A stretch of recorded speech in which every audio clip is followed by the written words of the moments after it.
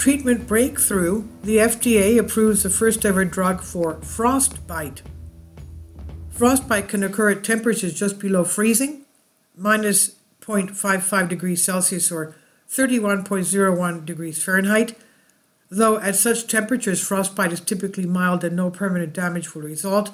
But what happens if you live and work somewhere where it gets much colder? And I know that. I'm a Canadian. I used to live in Montreal. We used to get more snow and cold than Alaska many times. And I used to walk back and forth from school 15 minutes a day. When we were coming back from school, our feet were so cold. My sister and I used to fill the bathtub with flaming hot water and put our feet in it. For 15 minutes, we couldn't feel our legs. Then, as we were getting feeling, we used to scream from pain. We were told not to do that, but we couldn't. We had to do that. So, again, that's what my experience was living in Montreal. Now, as a Canadian, the writer says here, I'm used to seeing news reports during cold snaps warning people to avoid going outdoors due to frostbite being possible in under a minute. Until now, there have been no approved therapies for severe frostbite, but on February 14, 2024, the U.S. Food and Drug Administration, the FDA, announced that it had approved the very first drug to treat frostbite. Frostbite is evolution's response to prolonged or extreme cold, causing blood vessels to constrict and blood flow to slow in the extremities. This keeps blood flowing in the vital organs warm, increasing the chance of surviving in extreme cold. The downside is this can result in permanent damage to the fingers, toes, parts of the face, sometimes requiring amputation of the affected body parts. Frostbite has resulted in some odd traditions, such as the sourdough cocktail in Dawson City, where customers drink a cocktail containing an amputated frostbitten toe. My goodness. Oh, that's terrible. Repurposed drug. The new drug called Iloprost, brand name Orlumin, is repurposed. This means that it was not originally developed to treat frostbite. In this case, it's used to treat high blood pressure within the lungs. Repurposed drugs have already passed important and expensive human safety tests and therefore much cheaper, about US $40 to $80 million to develop for additional medical issues versus creating a new drug which would cost $1 to $2 billion, making drug repurposing an attractive way to find new treatments. Many drugs have been tried as potential treatments for severe frostbite. However, Iloprost is the first to be put through a clinical trial where patients with severe frostbite were randomly allocated to receive Iloprost or not.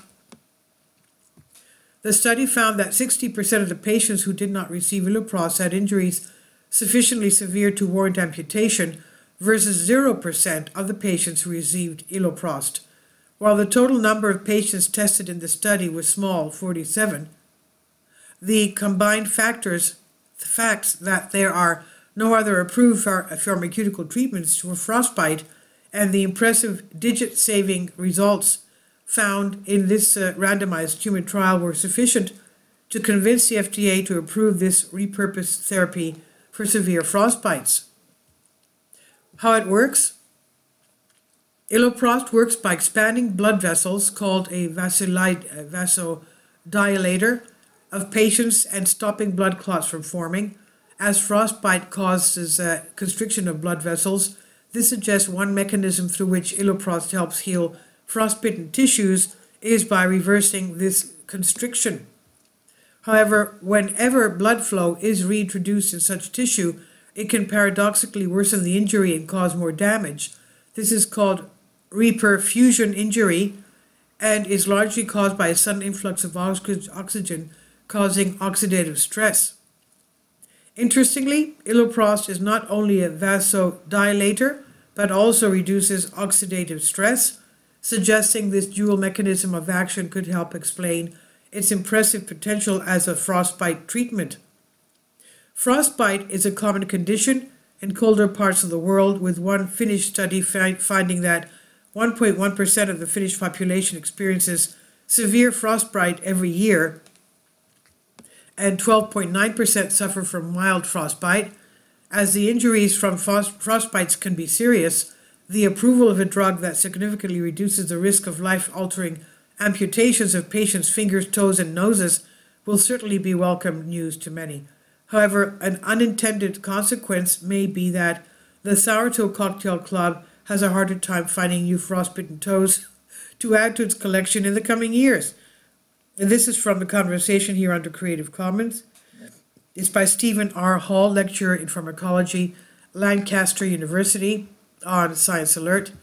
Please leave your comments and thank you for your support. Kindly support my Patreon account. The daily posts are 5 videos daily, and they are totally different from what I have on my YouTube channel.